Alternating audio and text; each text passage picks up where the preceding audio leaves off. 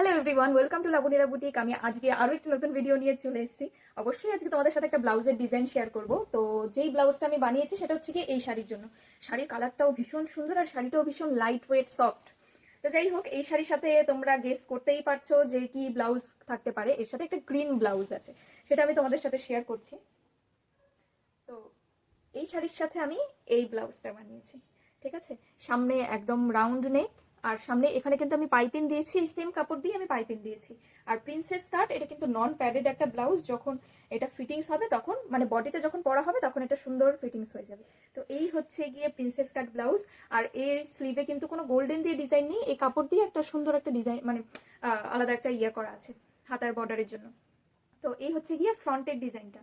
আর এর ব্যাকের ডিজাইনটাও আমি সেম গোল রেখেছি, গোল গলা আর সেম পাইপিং তো দেখতেই পাচ্ছ। আর এখানে লাটকানগুলো আমি একটুখানি বেশি করে দিয়েছি, কাস্টমার আমাকে যেমনটা বলেছে যে একটুখানি বেশি করে লাটকান দিয়ে দিতে, তো তাই জন্য এরকম দিয়ে দিয়েছি। মানে সিম্পল শাড়িটাই এতটা সুন্দর, এর সাথে সিম্পল ব্লাউজটাই বেশি ভালো লাগবে। কাস্টমারকে আমি বলেছিলাম, অপশন দিয়েছিলাম যে কেমন কি বানাবো, তখন বলেছে যে না, এর সাথে আমাকে একদম সিম্পল রাউন্ড নেক দিয়ে সামনে পেছনে ওরকম একটা ব্লাউজ বানিয়ে দিস। তো যাই হোক, এই যে সেম। আর গ্লাস হাতা, আমি একটু সামনে থেকে তোমাদের ফিনিশিংসটা একটুখানি দেখিয়ে দিই, তাহলে বুঝতে পারবে।